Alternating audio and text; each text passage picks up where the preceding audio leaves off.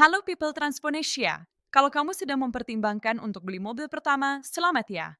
Itu adalah salah satu langkah besar dalam hidup, bukan cuma sebagai alat transportasi, tapi juga bentuk investasi dan gaya hidup. Tapi, jangan terburu-buru dulu. Sebelum kamu transfer uang ke dealer atau bawa pulang mobil bekas, ada beberapa hal penting yang perlu kamu pahami dulu. Kita bahas satu persatu, ya. Satu, kenali kebutuhanmu terlebih dahulu. Sebelum memilih merek atau model, kamu harus paham betul untuk apa mobil itu nantinya.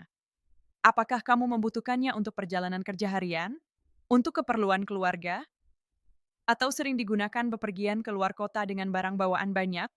Contohnya, kalau kamu tinggal di kota dengan jalanan sempit dan macet, mobil kecil seperti city car atau hatchback akan lebih praktis dan irit bahan bakar.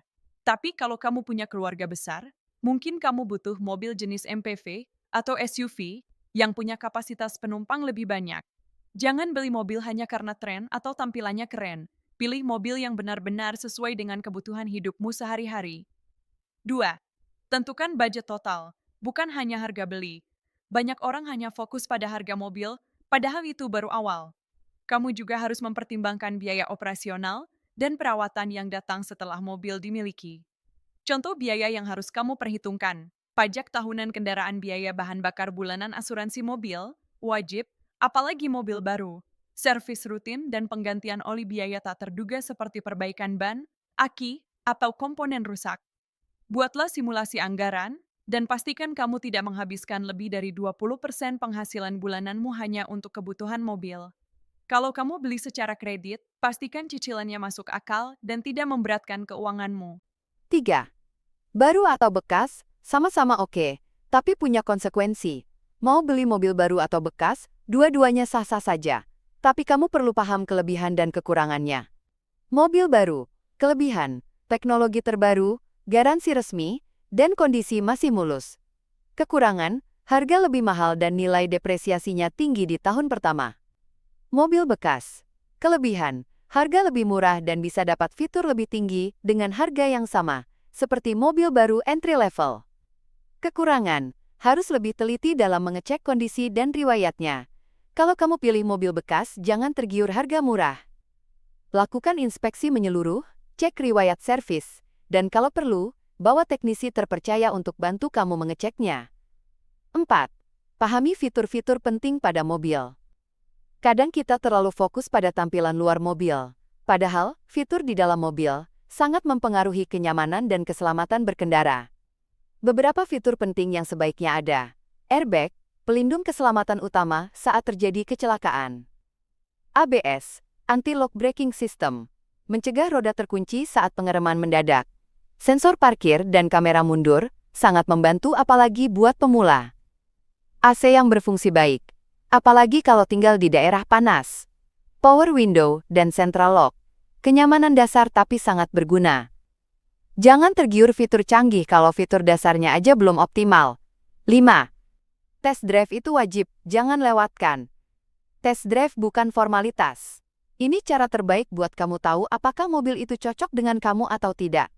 Selama test drive, rasakan posisi duduk dan kenyamanan kursi, pandangan ke depan dan samping, respons pedal gas, dan rem, suara mesin dan suspensi saat melewati jalan bergelombang, fungsi-fungsi interior seperti AC, audio, dan sistem infotainment. Kadang di atas kertas semua terlihat oke, tapi ketika kamu coba langsung, baru terasa apakah mobil itu nyaman buatmu atau malah kurang cocok. 6. Ketahui biaya jangka panjang dan nilai jual kembali. Setiap mobil memiliki karakteristik biaya jangka panjang yang berbeda-beda. Misalnya, mobil Eropa biasanya punya performa bagus, tapi biaya perawatannya juga lebih tinggi. Sedangkan mobil Jepang cenderung lebih mudah dirawat dan suku cadangnya lebih murah. Selain itu, perhatikan juga nilai depresiasi. Beberapa mobil punya nilai jual kembali yang cenderung stabil, seperti Toyota Avanza atau Honda Brio. Ini penting jika suatu hari kamu ingin upgrade atau jual kembali mobilmu. 7. Pelajari tentang asuransi dan pajak mobil. Mobil tanpa asuransi itu berisiko besar. Minimal, kamu harus punya asuransi TLO, Total Loss Only, untuk melindungi dari kehilangan atau kerusakan besar.